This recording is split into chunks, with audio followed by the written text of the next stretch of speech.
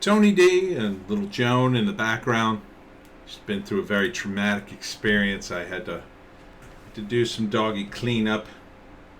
I won't go into the gross details, but it's over with, and now that's why she's hiding, like I tortured her.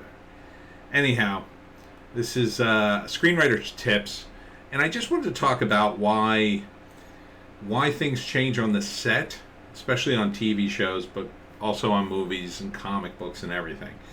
Because the talent is in part of the process, and you kind of have to roll with that sometimes. But I think right now what's happening in a lot of TV shows and movies is that there's very little respect for the writing. There's very little. You know, there's some in some quarters. You know, if you have a solid story, I think generally people, actors, directors, everybody will gravitate towards it, not just because it's good, but because a good story is also very efficient. If you know what I mean, it makes sense. So, like, you do A, B, and C, there's the story. It's done. Like, why would you do anything else? Unfortunately, there are people who like to indulge themselves on the set, and I experienced it firsthand in a few of my projects.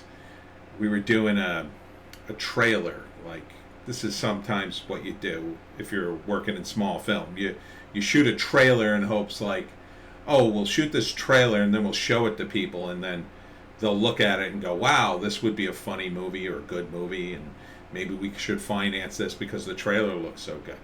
And we tried that, and part of what happened was the guy who was helping me direct it just wanted to shoot random stuff that he thought might be good for the trailer as coverage. Now, in his defense, he was trying to get what's called coverage, like some extra footage of just something in case you needed to cut away. You know, one of the shots doesn't work very well and you have nothing to cut to, so it's like you cut away to this extra footage you got of just people running around or standing there or making a face or whatever. Which I didn't like at the time, because I was like, no, we have to get these 15 shots and this will make the trailer good and whatever. Because we weren't getting certain shots. And my attitude on the set is get the shots you need and then get extra stuff, right? Once you get all the stuff you need, sure, screw around all you want. You got the stuff you need. If you need extra, fine.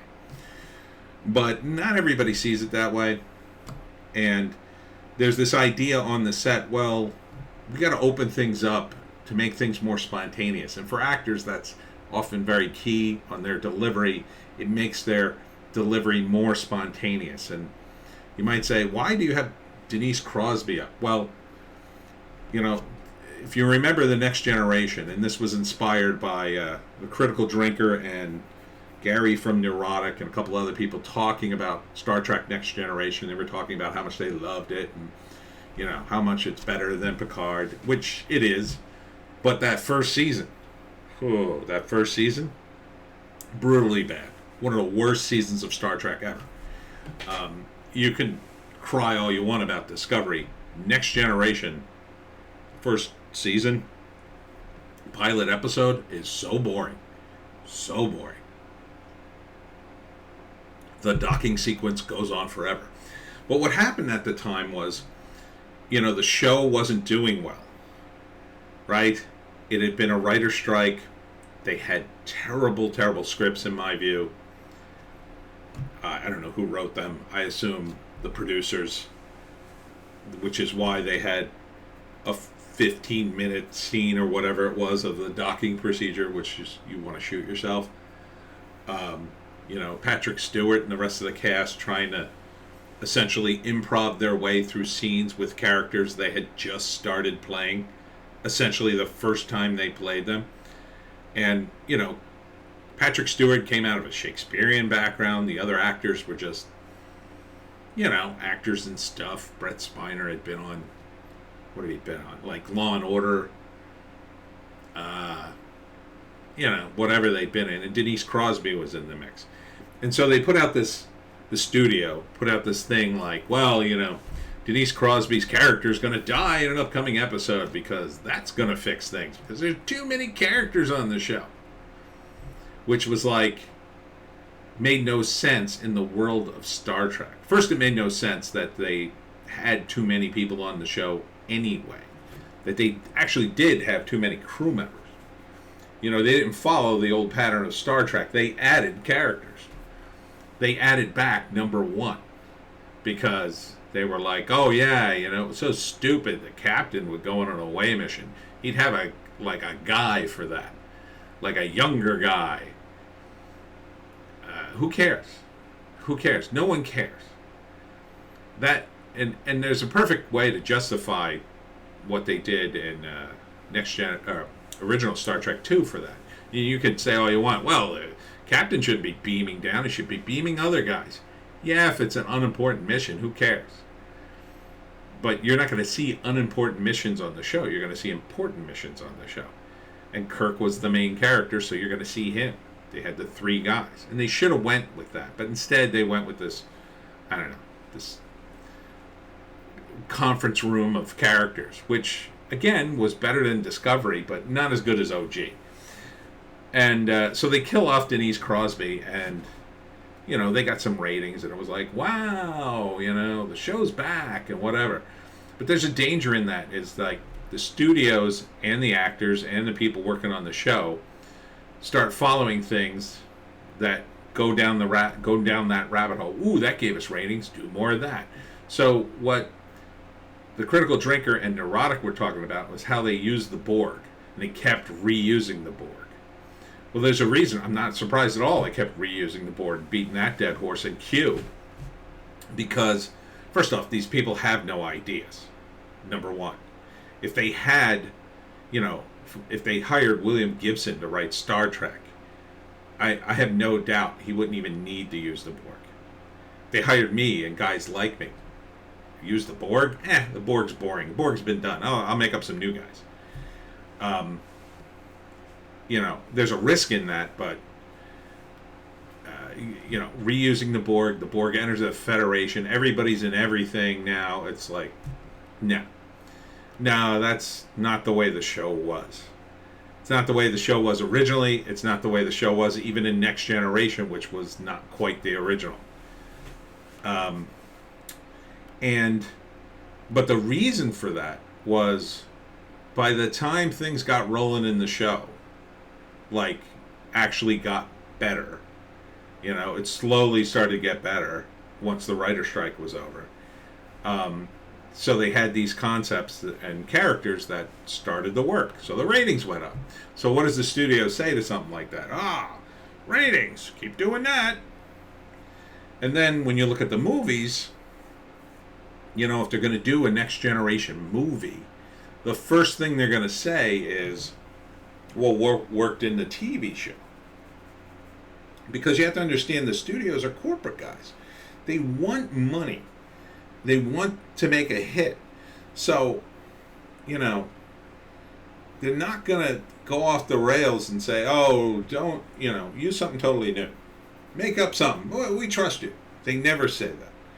They say, well, your fans expect the Borg because this is Next Generation. Borg figured prominently. And there's some argument to be said for that. But, you know, that's just another factor changing the show. The Borg were big, therefore they're going to beat the Borg to death. Even when they have no writer talent, in my view, no where to go in Picard, they're beating a dead horse. They're drawing back on all the stuff that went before. Q, the Borg, maybe there's a handful of other elements they could bring back. Data was a big one. They kept, you know, doing stuff with Brent Spiner. Although it's weird, like, you'd think they'd CGI old Brent's, you know, old new Brent Spiner, old young Brent Spiner. Instead, they did, you know, the storyline with Soon, his creator. But when you create something, when you write something, and then you put it into the process of making a TV show, a movie, a comic book, whatever, it starts to change because everybody's got an input. And That's good and bad. Sometimes it improves things. But Hollywood, I think, right now is so off the reservation on so many different levels for everything. They've never really respected the writing at all, not as a craft. There's a handful of guys who do. Like Clint Eastwood, to me, he's a guy who respects the craft. When Gene Roddenberry, in this clip here, was still alive, he was, because he was also a producer and the creator of Star Trek, he was respected as a writer, right? And, Harlan Ellison has his arguments, but there's no denying that Gene Roddenberry wrote a tremendous amount for the original Star Trek, and I think some of Next Generation.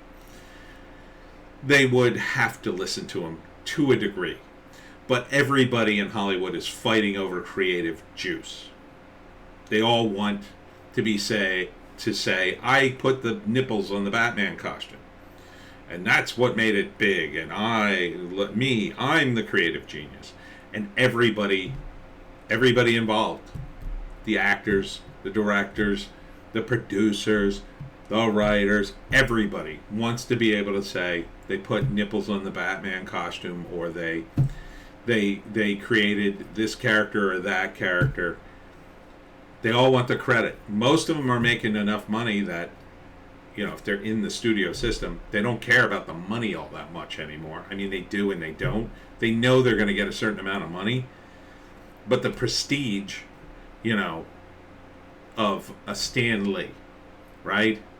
Like, none of these guys can touch that. He had the prestige. Now, you can argue all day whether or not he actually created a lot of stuff he's credited for. I think he did for the most part, although I think Jack Kirby was king. Was absolute king when you look at what he wrote. But, and he didn't really get the bask in that glory. These guys, and I've seen it firsthand with my projects, they're constantly fighting over the credit. They're constantly fighting over the writing credit. And none of them want to write. None of them. They just want the credit. They want to be thought of as smart. They want the credit for creating something because they know what that means in terms of the Hollywood system.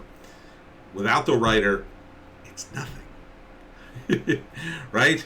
Without the writer, like Philip K. Dick is a perfect example. That's a guy, man, his creations are phenomenal.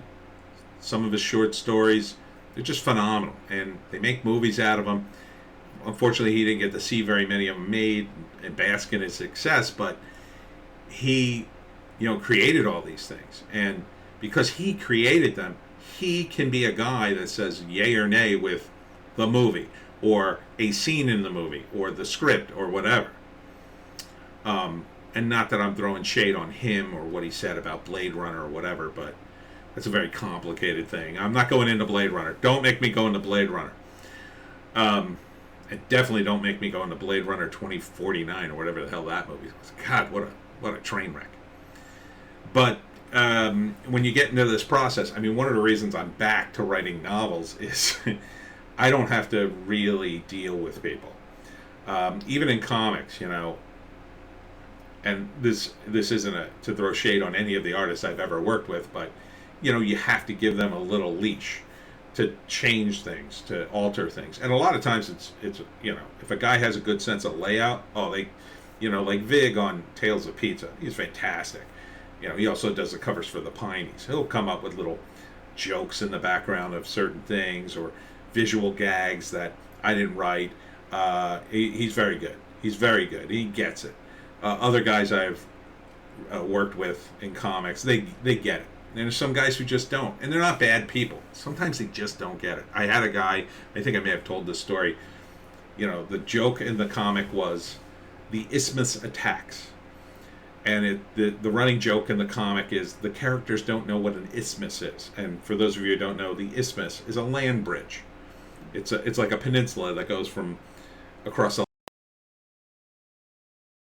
isthmus. Anyhow, the characters are convinced the isthmus is a monster because they get this clue on a map. And they go out to the isthmus. And a group of other characters use that to scare them off. Saying, I'm an isthmus, in a costume or whatever. but then the joke is they get to the treasure or whatever, and there's a land bridge going out to it, and the land bridge rises up and it's got a face on it and it goes, "Arr!" And there's an actual monster. There's an actual land bridge monster, an isthmus essentially that is a monster, and that's the joke. He drew it like 3 or 4 times, and I kept telling him, that's the joke, that's the joke. It just, for whatever reason, it didn't resonate, and it didn't really come across visually. But what are you going to do? And he wasn't a bad guy. He was trying to get it. It wasn't like he was fighting me on it. I have worked with guys who have fought with me, and editors who have fought with me on certain things, and they just don't like it, and they would rather have something else, or they think their idea is better. One guy I'm particularly thinking about, who we always wanted to work together, but we never could come to a consensus because he was always one-upping me. I won't say his name, but he was my friend, but he was a pain in the neck to work with. He was always one-upping me. Was he better than me in some of my ideas? Yeah, maybe, if you were objective enough to stand outside of the two of us and pick the ideas that were better. But, at some point, you got to give way to the other guy, which is what he would never do. He would always one-up me, no matter what the idea is, no matter how small it was. He would ignore it and go, nope, we're going to do this because this is even better. And it drove me nuts. So, I learned from that, in that I understand that sometimes you just got to give way. Even if you don't think the idea is like totally on point with what you envisioned, sometimes you just let it go, because it's good for the artist to have a couple of wins and say, oh, I did that. And it's sometimes you let that out there and people really like it. And then you could say to yourself, well, maybe I was wrong. Maybe that is a better idea. And one time I let something out there and it was not a better idea, and people got very upset, but I won't go into that either. But so I think a lot of times when you look back on these shows, like Next Generation and all the changes they make, the assumption is that they're always trying to make a better show. It's not always the case. It is the case sometimes that an actor comes onto the show and a guest spot, and they just like him, right? Maybe the ratings go up. Maybe the producer just likes him. Maybe the producer tried to get him in the regular cast to begin with. Now he's here. He does a guest spot. It's a big hit, and he sees it as an opportunity to get him on as a regular. So, right, you have this show where somebody does a guest spot, and he's just this random character, and then for no real reason in the show, for no true creative reason, the character sticks around, right? And becomes a part of the cast. And you're watching the show going, why does this guy keep coming back? It's because he's this, you don't see it, but behind the scenes, he's friends with an important actor. He's friends with an important director. And he just starts getting written in. On a movie I worked on, they had the most famous actor on the movie played the villain. Now, this villain was described as being kind of a dried up, mean guy who did nasty things to people just to be petty and cruel. But he was the big star. He didn't just want to be the bad guy. He also wanted to be a tough guy. He also wanted to, have his character have sex with one of the hot girls in the movie. He didn't actually have sex with her, but, he wants to do a sex scene. Like, actors want to do certain scenes. They love doing death scenes. They love doing big dramatic scenes. They love doing passionate scenes. They love doing all the action scenes where they look like a tough guy. This character wasn't a tough guy. He was a washed up old man who had a little power and used it against people. But because the actor wanted to do more stuff and the director wanted to please the actor, they let him change the script. And in my view, you can argue that, some people could argue it made the script better. I would argue that it changed the script in a fundamental way that threw the paradigm off completely. That would be my argument. But I'm biased. I'm a biased actor in that too, because I worked on it. So there's no real solution, right, to this battle between writers and artists and actors and directors and producers and the studio or whatever. There's no one answer. There's no like adding up all the numbers and saying, it's 39. No. It's partly a battle of egos. It is partly creative, but it's mostly who has the power, unfortunately. And it's often, now I've worked with guys who sometimes are very good. Like they're willing to hear you out and hear your reasoning. And once they hear your reasoning, they go, okay, now I see where you're coming from here. That makes total sense to me. Let's go with that. But sometimes you don't even get to do that. I've worked on projects where it's like, please let me explain to you why I did this and why I went that way. And they just, no. And then sometimes it's a low budget project, as I often work on. And for whatever reason, the actors change things. They're improvising, and they wanted to do the best job they could, but because they improved certain scenes, the dialogue went off in a slightly different tangent, and they missed the boat on an important line of dialogue. So that's happened to me. I really can't say, I can't give you the total description, but I'll just say there was a short film, and there was one line in the film that I needed the character to say that tied it all up. And it came out pretty good, but for whatever reason, the director, the actor, director, maybe it was all of them, they just didn't say that line. And I watched it, and I'm watching it all the way through, and I'm kind of on the fence. It's going back and forth. Yeah, those were my lines. That's good. That's the way I wanted it. Ooh, that was kind of off. That was kind of off. Ooh, but if they get this one line at the end, it wraps the whole thing up. And it never comes, and I deflated.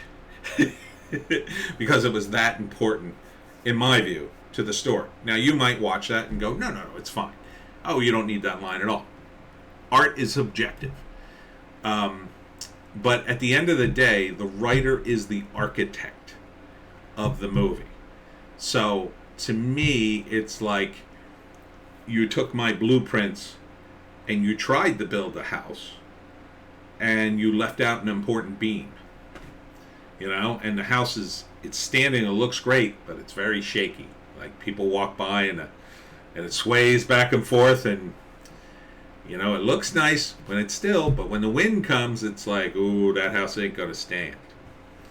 So nobody buys the house, if that analogy makes any sense. So I there's no solution here. I'm just telling you the reality of it. The reality is it's a process for a writer to write a screenplay and then have it made. And unless they're going to be the director too and finance the damn thing, you're at the mercy of the other creatives. And if you're one of the other creatives or a multi-creative, you're an actor and writer or director, you want to do a bunch of stuff, you should understand that too. You should understand that when you bring somebody else in, especially a writer, if you have confidence in that writer's abilities. Now, you might bring in a writer who's terrible, and he gives you a script, and it's just awful. And there's nothing you can do about it other than fix what he gave you. That happened in the comic book industry a lot. A lot of inkers will tell you, they'll get assigned a book in comics from a terrible artist, and the editor will expect, you got to fix this book, and the inker will actually fix the artwork, and that's really going above and beyond, which is why it's so kind of terrible to be an inker in the comic book industry, in my view. But I know a few of them, and they always have that complaint, like, I got to fix this guy's artwork. F it. But doing this stuff is it's really a process, and it's a balance. Hopefully you can make yourself known. Hopefully you can say to the other creatives involved, listen, this is my vision. You try to make it as crystal clear as you can in the screenplay or the script or whatever, and you hope they listen to you. You hope. But it kind of depends on who you are, right? So, a guy, an unknown, are they going to listen to him?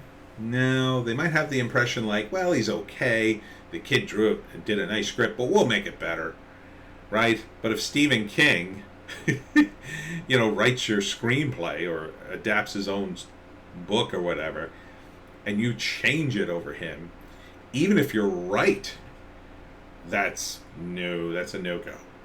Because you may be contractually obligated. I knew a guy who worked on a comic, and there was a pretty famous guy who wrote it. I can't say what it is, but he was assigned to rewrite it, and he brought in another writer to help him, and that was against the contract. And the editor lost his damn mind. Oh, you have to fix this. You can't bring in another writer. I can't pay a second writer, and it's against the contract anyway. We can't breach the contract. And we can't give you credit or anything for the other writer. So it cuts both ways, right? So you may have a guy who's famous who has a terrible script, but it has to be made. Or you may have a guy who's talented, but he's not famous, but the feeling is, well, since you're not famous, we can F with your script. And a lot of it's just ego, too. A lot of it's just like, no, I'm an actor. I'm going to interpret this character. Even though it's all written down for him, like, this is the character, he does X, Y, Z, and, I'm going to read the tea leaves on your character, and then come up with this elaborate thing. And then I have to change a bunch of things because I came up with this elaborate thing, which is now more important than the screenplay or the story or whatever. It's so important for me to be out there doing things. Or you may just want to do something. A lot of times actors just want to do things. They just want to do things in a scene that they've never done before. Kind of depends on what you're doing. Especially if you're doing like short films, the actor's not making any money, and he feels like he's slumming. He may just be there to go, oh, well, I want to do this because I always wanted to, throw a punch at a guy in a scene and, start a fight and then run away or whatever he wants to do. It's, there's a famous scene in, it's a Steve Buscemi movie about independent movies, and the actor wants to wear an eye patch. And they keep telling him, no, you can't wear the eye patch. You didn't wear it in the other scenes. It's not going to work for whatever reason. No. He just keeps putting it on. Every time they start to shoot the scene, he turns around, he's got the eye patch on. It's very funny. But, yes, sometimes actors are like that. Sometimes they won't do certain things, right? We had, on a movie I worked on, the actress was, the only reason she was hired is she was the only actress we could get at the time who would be topless in the movie because she was in a strip club and this was the scene. Got to the set, she didn't want to be naked. What are you going to do? You can't force her. And now she's there, and you still need the stripper scene, so she ended up being in the movie. I didn't think she was a very good actress myself, but, it's just, sometimes actors just, they get spooked like anybody else, they can, and again, a lot of times it's a director wanting to do something or go into a bold new direction, simply like my friend, oh yes, that's a good idea, but here's an even better idea, and people get caught up in that. They also get caught up in the idea that more people, I had a producer who, he was convinced that the more people he asked to work on the screenplay, the better it would be. And I kept telling him no, because you keep asking different people doesn't mean it's going to be better. It doesn't mean like, the first person you ask and then the second person is even better and then the third person's going to add something better. That is a situation that almost never happens. It'd be different if you're calling up professional screenwriters and slowly going up the chain in Hollywood to better and better ones. Maybe that could happen, but just random people. He was literally asking random people on the boardwalk in Atlantic City what they thought of his ideas. And I just, my head was like, what the hell are you doing? You can't just ask random people on the street, essentially, what do they think of your ideas? I said, even if they have a good idea, it's their idea, it's not yours. You're going to steal their ideas too? They could probably sue you. Well, that guy was obviously not going anywhere in my view, but anyhow, sorry to ramble and be so vague, but I can't really talk about some of these people. I mean, I don't want them to like sue me or anything. I don't think they would. I don't think they would ever see this, but you know, you work with people, and I don't want to badmouth anybody. That's not my intent. I'm trying to tell you how it is working creatively. It can be very frustrating sometimes. And it's not just so straightforward that everybody wants to make everything good. There are other factors. Sometimes they just like an actor. You know, I worked at a publication house, I'll say, and they liked me. They liked me a lot, and they kept me on board well past the time they wanted to keep me, just because they liked me, which was nice of them. It was really, really sweet of them, and it was nice to hear when we finally parted ways. I was like, oh, that's so sweet, thank you. So, you know, sometimes there are very good intentions behind it, you know, but sometimes forcing an actor into a TV show that, you know, just because you like them is like, well, you know, we kind of missed the boat. You know, I have characters in the Pineys that I really love they're one-time characters. They're villains or whatever. And it's like, if the Pineys became a TV show, and then they said, you know, the producers of the TV show said, well, this guy, you know, we cast as this character who only appears a couple of times. We really like him. We're going to give him more lines. That happens all the effing time. And then that's how, like, you know, a character in, let's say, a book or a comic who did certain things, you know, they take someone out and replace it with this character. So the example in the Marvel movies, more so the Fox Marvel movies, would be Rogue and Shadowcat. The function of Rogue in the X-Men was very much the function of Shadowcat in the X-Men back in the day in the comic. So the original comic, it was, well, I shouldn't say the original, but the Chris Claremont run, the run that everybody knows. Shadowcat was the character in just about every major storyline. It was Shadowcat, you know, the Beast, what's the name? Oh, the armor guy, I forget his name. Colossus. You know, those guys were key characters in it. And you look at the X-Men lineup in the movies, well, Professor X is in it, Wolverine's in it, where's Colossus? Like, he's kind of in it, where's Shadowcat? Barely in it. But then Rogue is in it because later Rogue became popular, and then Rogue became Wolverine's buddy. But really it was Shadowcat back in the day. But because Rogue was popular coming into the first round of movies with Hugh Jackman, you know, and Rogue was essentially a similar character. You know, a young girl who was unsure of herself.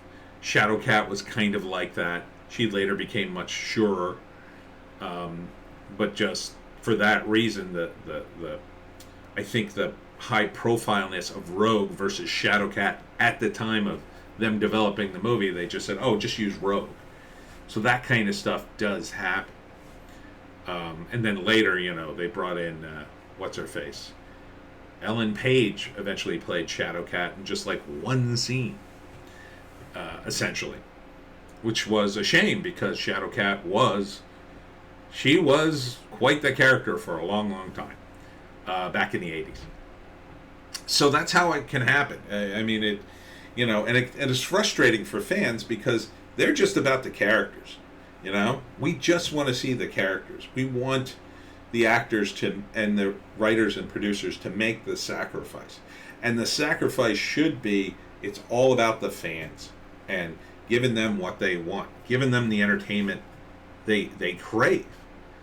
So, as much as I enjoy the Wolverine movies, I think they should have stuck to the original timeline, and you know, stuck to things like introducing Shadowcat first, introducing Rogue later, even though it would have been tough. You know, they would have be reaping the rewards now if they had introduced Shadowcat, right, instead of Rogue, and then later, you know, introduced the Brotherhood of Evil Mutants and Ms. Marvel and Rogue, and we all know how that went. They could be reaping those benefits now, I think, with the X-Men. Instead, they kind of really don't care. It's all about what'll make us money in the next move, the next quarter. That's a very corporate mindset. I think it's short-term thinking. I think when it comes to stories and movies and TV shows, you got to think more long-term, more vision. You know, and the part of the problem too is you can't argue with people if you've made money, right? Wolverine movie made money. The X-Men made money. You can't argue with them. They just go, well, it made money. Made money. It's only when it doesn't make money, then everybody runs for the hills and like, whose fault is it? Well, it was probably the writer who had no control. So yeah, I guess I'm making the same point I always make, which is stories matter. And if you're wondering why Hollywood is completely devoid of them, it is number one reason. They do not respect the writer. They do not respect the craft, and they should. They should give the writer a seat at the table. And there should be a line drawn saying you can only change so much. And you need to develop real writers, like not the writers they have now in Hollywood. Now any idiot who sleeps with the right person or is the secretary of so-and-so, because they treat the writers with such contempt, they'll pick anybody. You have to pick a guy who has books and real knowledge and, I don't know, success. Like Jack Reacher, the TV show on Amazon, which I found very, very good. It was, the writer of the novels is involved. That's big. In my view, that's big. If you have the writer of the novel involved in the screenplay, first off, screenplays are easy. It doesn't take much to learn the format. Yeah, some novelists might struggle with it for a time. They might need a screenwriter, co-writer to help them with the formatting and to pare things down. And there are writers who are too self-indulgent and they'll make a 15-hour screenplay, which is no good. But for the most part, you need the writer. He needs to be the guy to go, no, you need this detail because of XYZ at the end. Because otherwise, it just gets dropped and it's not as good. It's just not as good. And the audience will never know why. You'll never know why this movie or that TV show wasn't as good because the line was missing or the story never wrapped up or whatever. You'll just know it's not good. You'll just get bored with it and go on and tune into something else. It's really hard to quantify it, which is why Hollywood just doesn't respect the writer, because you can't point to things and go, see, this is how they screwed it all up with the writing, because they're not tuned in enough with reading anything to be able to crunch that data to understand that, yes, it's the writing. We have to respect the writer more. I don't know what can be done in that area other than, a writer who hits it big needs to be out there saying there needs to be writers, right? And there needs to be a guy who's, a guy like William Goldman, who was a successful writer. Like, why not take a guy like him at a studio and say, we need you to pick scripts. We need you to cultivate talent and tell us who the good, talented writers are. Because a guy like him would have known. I can do that. I tell the story sometimes of how I first met one of the writers at this, again, I don't want to say who it is. I don't want to insult anybody, but there was a writer at this comic book company. He was the creator of the comic, and there were guys who worked with him. And they would write stories with him. Now, I met them all. I met the guys who wrote with him, and I met the creator. But I instantly knew the creator was the guy.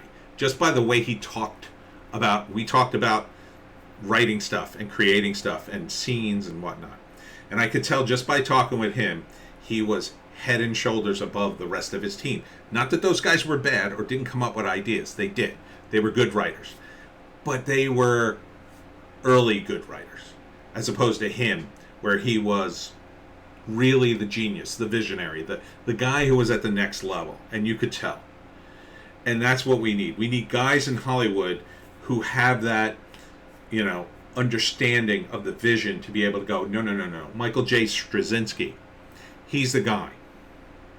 He's the guy to do this. This guy, I don't know what he's done. These two producers who wrote some half-ass movie that nobody saw and that is terrible. No, you can't bring them in just because, you know, they slept with one of the producers or whatever. You have to bring in guys that can write and craft a story. Oh yeah, here's a guy, he's written like 10 books, they're very popular, fans love him. That's a guy you could cultivate into a screenwriter to make good screenplays. Now, again, sometimes it backfires. You know, Frank Miller, great creative force. Sometimes, you know, he kind of went off the rails with the spirit, and there's always a risk with creative guys. And the spirit is kind of a textbook example. I've heard people say that it's just an unwatchable movie. But Frank is a genius. So maybe just film isn't his medium. You know, maybe it was just too much for him to do. It just didn't come together for him. Whatever. You know, I remember him writing for RoboCop, and RoboCop was fantastic. So, you know, and not everything's going to hit, and that's the thing that producers, studio guys, are really afraid of. Ultimately, creative endeavors are a risk. True creative endeavors are a risk. They may work, they may not. I've launched comics. I thought, this is going to be so good. People love this, and it just didn't work. People didn't, you know, people like it, but it just didn't catch fire the way it should have. Anyhow, that's my rant. I'm sure I've gone on way too long. Thanks for listening. I hope some of this insight helps. Check out my writing at the Pineys, books 1 through 8. Of course, Woke a Standard Novel, and Hollywoke, another novel, also available, all at Amazon.com. Joan and I, if she's still back there, we'll see you tomorrow.